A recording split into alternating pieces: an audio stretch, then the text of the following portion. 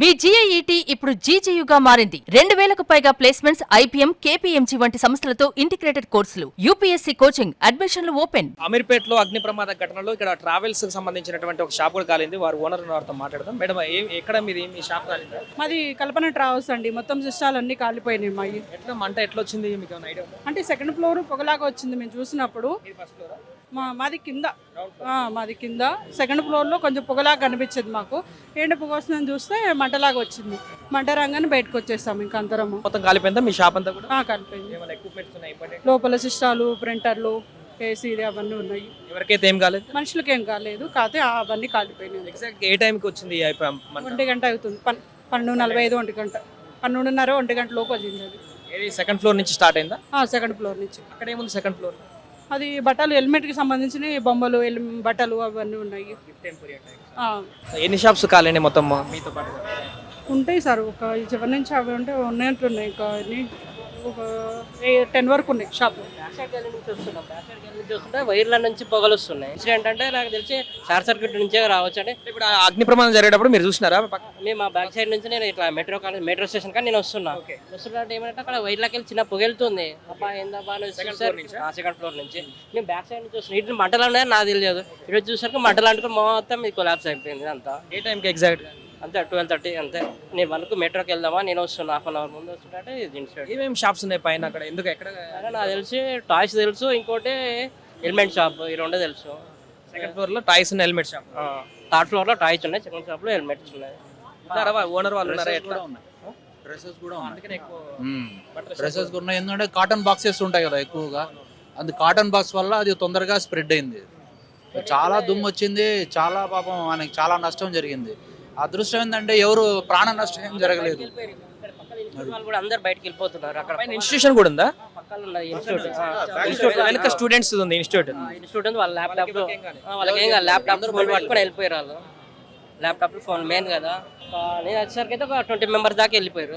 అలా ఫ్యాకల్టీ కూడా అంతే. ఎట్లా మీకేమనిపిస్తుంది? ప్రమాదానికి సంబంధించి ఏమన్నా షార్ట్ సర్క్యూటా లేకుంటే ఏమన్నా అయిందా? అంతే మనకి ఎందుకంటే పైన వెళ్ళి పొగలు వెళ్తున్నాయి. అంటే ఇక నాకు వైర్ల నుంచి వస్తున్నాయి. ఇంతకుముందు ఒకటి ఇక్కడ జరిగింది సార్ బ్యాక్ సైడ్లో. అక్కడ కూడా సేమ్ ఏసీ అన్నట్టు. ఇది అంటే ఇక ఆ ఏసీ అనుకుంటా, ఏసీ వైర్లకి వెళ్ళేమో అట్లా పొగలు వేస్తున్నాయి. ఇక తెలిసిపోయింది అదే షార్ట్ సర్క్యూట్.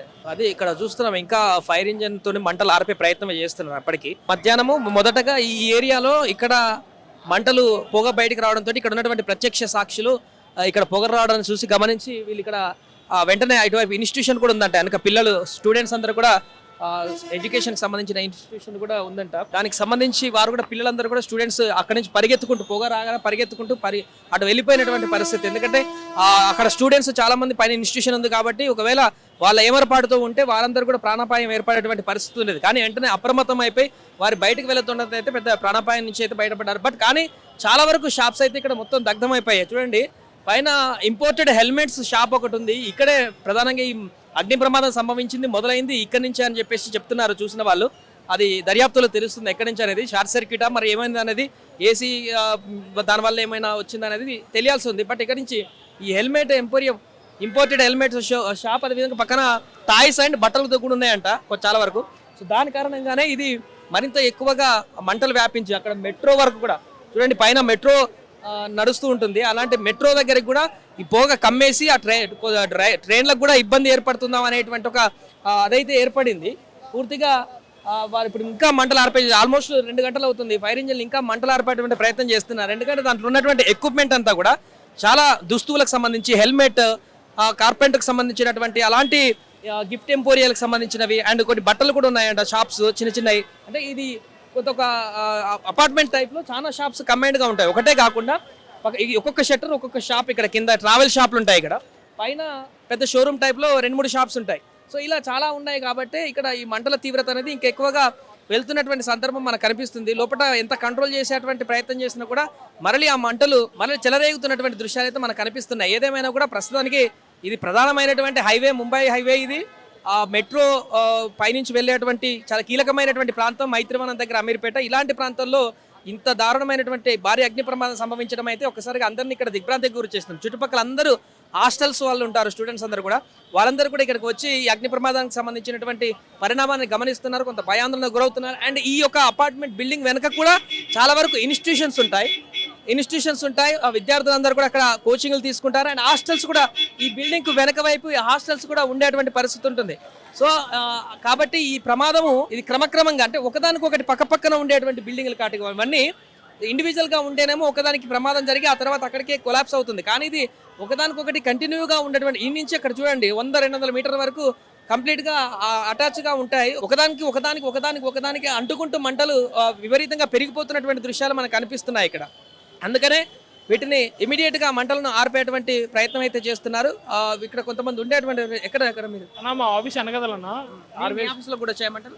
మంటలు మా ఆఫీస్ వరకు అయితే రాలేదు కానీ అన్న మేము అప్పటికి చాలా బిజీగా ఉన్నాం, వర్క్ చేసుకుంటున్నాం. కాకపోతే స్టూడెంట్స్ వచ్చి లోపల బయట ఫైర్ అవుతుందని చెప్తే బయటకు వచ్చి చూసాం. బయటకు వచ్చి చూసేసరికి ఆల్రెడీ ఫస్ట్ మంటలు అట్లనే స్టార్ట్ అయ్యాయి అన్న. మంటలు అట్లనే స్టార్ట్ అయ్యి మంటలంతా ఇలా స్ప్రెడ్ అయిపోతున్నాయి. సో ఫైర్ వాళ్ళకి మేము కాల్ చేసాం మా కంపెనీ తరఫున. సో ఫైర్ వాళ్ళు రియాక్ట్ అయ్యి అన్నీ రావడం ఆపడం చాలా మంచి జరిగింది. ఎంతమంది ఉన్నారు మీ ఆఫీస్ లో అప్పుడు ఆ టైంలో మంటలు అన్న? ఆఫీస్ మాది ఇటువైపు కాదన్న, మా ఆఫీస్ అటువైపు బ్యాక్ సైడ్. సో మంటలు మీ ఆఫీస్కి అయితే ఏం మంటలు రాలే కదా? మా ఆఫీస్ మంటలు అంటే ముందే మేము మాది సేఫ్టీ రిలేటెడ్ కూడా కొంచెం ఉన్నదన్న.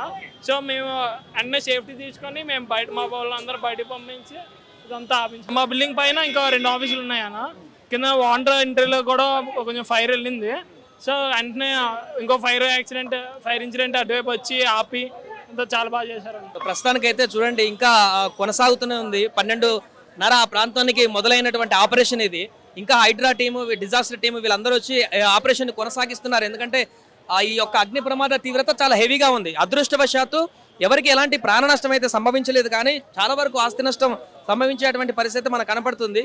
ఇప్పటికే స్టిల్ చాలా వరకు ఫైర్ ఇంజన్స్ అన్ని కూడా వచ్చి ట్యాంకులు ఖాళీ చేసి నీళ్ళంతా కూడా స్ప్రే చేస్తూ ఒక ట్యాంక్ అయిపోయి ఇంకో ట్యాంక్ వస్తున్నటువంటి సిచ్యువేషన్. ఆల్రెడీ ఇక్కడ ఒక ట్యాంక్ ద్వారా నీళ్ళు ఎక్కిస్తున్నారు. ఒకసారి ఇక్కడ చూడొచ్చు మనం. ఇంకో ట్యాంకర్ నుంచి అంటే వచ్చిన ఫైర్ ఇంజన్ అన్నింటిలో కూడా వాటర్ అయిపోయి వాళ్ళు స్ప్రే చేసినా కూడా అది సరిపోకపోవడంతో మళ్ళీ ఇంకొక ప్రత్యేకమైనటువంటి ట్యాంకర్ తీసుకొచ్చి ఆ ట్యాంకర్తో ఈ ఫైర్ ఇంజన్ ట్యాంకర్లోకి ఎక్కించి ఇక్కరించి మళ్ళీ అక్కడ బిల్డింగ్లకి మొత్తం కూడా ఆ మంటలను ఆర్పేటువంటి ప్రయత్నం చేస్తున్నారు. పూర్తి స్థాయిలో ఇక్కడ జరుగుతున్నటువంటి ఈ ఆపరేషన్ని పూర్తి స్థాయిలో అంటే లోపల ఇంకా ఏ మాత్రం చిన్న మంటలు ఉన్నా కూడా అది మళ్ళీ రైజ్ అవుతున్నటువంటి పరిస్థితి. ఎందుకంటే చెప్పాం కదా ఇప్పుడు ఎక్విప్మెంట్ దీంట్లో చాలా హెల్మెట్స్ కానీ ఇలాంటి ఈజీగా కాలిపోయేటువంటి ఆ నేచర్ ఉన్నటువంటి వస్తువులు ఎక్కువగా ఉన్నాయి. హెల్మెట్లు, దుస్తువులు, రకరకాల ఇంకా ఇంపోర్టెడ్కి సంబంధించినటువంటి ఐటమ్స్ అలాంటివన్నీ ఉన్నాయి. కాబట్టి ఆ మంటలు మరింతగా పెరిగిపోతున్నటువంటి పరిస్థితి ఉంది. కాబట్టి ఈ ఆపరేషన్ని చాలా వేగంగా కొనసాగిస్తున్నారు. పూర్తిగా ఫైర్ ఇంజన్లతోటి నాన్ స్టాప్గా కొనసాగిస్తూనే ఉన్నారు.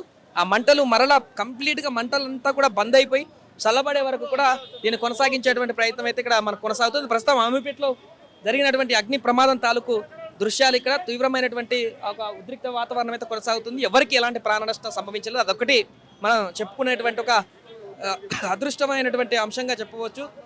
కానీ ఆస్తి నష్టం మాత్రం చాలా వరకు జరిగినట్టయితే మనకు కనబడుతుంది. ప్రమాదం జరిగినప్పుడు మీరున్నారు ఇక్కడ? ఉన్నాను అక్కడ. అంటే యాక్చువల్గా ఇదంతా బైక్లన్నీ బస్సులన్నీ పోతున్నాయి. బట్ పొగలంతా అంతా మొబ్బు అయిపోయింది. అసలు ఏమైపోయిందంటే అసలు పోవడానికి కూడా అంటే ఎవరికి బస్సు గుద్దుకునే అవకాశం కూడా ఉంటుంది. మొత్తం రోడ్ అంతా కమ్మేసింది. ఆ పొగ కమ్మేసింది, ఆల్మోస్ట్ కమ్మేసింది. ఏం జరిగిందా అనేసి నేను ఇట్లా ముందుకు వచ్చేసరికి పొగ ఆటోమేటిక్గా పొగ వచ్చేసింది. తర్వాత ఒక్క 10 నిమిషాలు అయిందో లేదో జస్ట్ అసలు మంటలలో వచ్చేసినాయి. మంటలలో అంతా స్ప్రెడ్ అయిపోయి అసలు అందరూ అంతా పోలీసు వాళ్ళు వచ్చేసినారు. అక్కడ బ్లాక్ పెట్టేసినారు. అక్కడ బ్లాక్ పెట్టేసి అవతల ఉన్న వెహికల్స్ అన్ని యువతల రోడ్డుకి పంపించేసినారు. సో మొత్తానికైతే ఈ మంటలకి చాలా దెబ్బ అయితే పడింది. మొత్తానికైతే ఎవరికైతే ఏం కాలేదు. అలర్ట్ అయిపోయారు. ఫస్ట్ రాగానే ఫైర్ రాగానే పొగలు రాగానే అలర్ట్ అయిపోయారు. కిందకి వచ్చేసినారు. తర్వాత మంటలు ఎక్కువ వచ్చేసినాయి. సో మొత్తం ఎంత ఆస్తి నష్టం జరగవచ్చు? ఎన్ని షాపులు దగ్ధమై ఉంటాయి మీ అంచనా అన్న? కోట్లే ఉంటుంది అన్న, మాక్సిమం కోట్లే ఉంటుంది. అది పైది కాక పాపం కింద pan shop, travels, xerox shops ఇవన్నీ ఉన్నాయి. దాని మొత్తం ఎన్ని షాప్స్, ఎంతమంది ఓనర్లు బాధపడి ఉంటారు దీనివల్ల? దగ్గర 10 ఉన్నారు. కింద 10 షాపులు ఉన్నాయి. పైన ఒకడే ఓనర్ నాకు తెలిసి. ఒకడే స్టోర్. ఏం స్టోర్ ఉంది పైన? ఇదే హెల్మెట్స్ ఒకటేనా? హెల్మెట్, బట్టల్ క్లాత్, ఈవెన్ టాయ్స్, పిల్లలు ఆడుకునే కార్లు ఆల్మోస్ట్ అన్ని ఉన్నాయి దాంట్లో. ఫస్ట్ ఫ్లోర్ మామూలు యాక్చువల్గా ఫస్ట్ ఫ్లోర్, సెకండ్ ఫ్లోర్ వచ్చేసి హెల్మెట్. ఈ సైడ్ కూడా హెల్మెట్, అన్ని బొమ్మ, అన్ని టాయ్స్ అన్ని ఉంటాయి యాక్చువల్గా. మెటీరియల్ ఉంటుంది, స్పాంజ్ అవన్నీ ఉంటాయి హెల్మెట్లు. పైన కూడా క్లాస్ ఉంది. ఈ రెండులో దేనితోటైనా ఉండొచ్చు. షార్ట్ సర్క్యూటా లేదా ఏదైనా వాళ్ళ నెగ్లిజెన్స్ అనేది మొత్తం కంట్రోల్లోకి వచ్చినాక ఫైర్ అండ్ ఎలక్ట్రిసిటీ వాళ్ళతో వెరిఫై చేయించి దాన్ని బట్టి యాక్షన్ తీసుకుంటాం.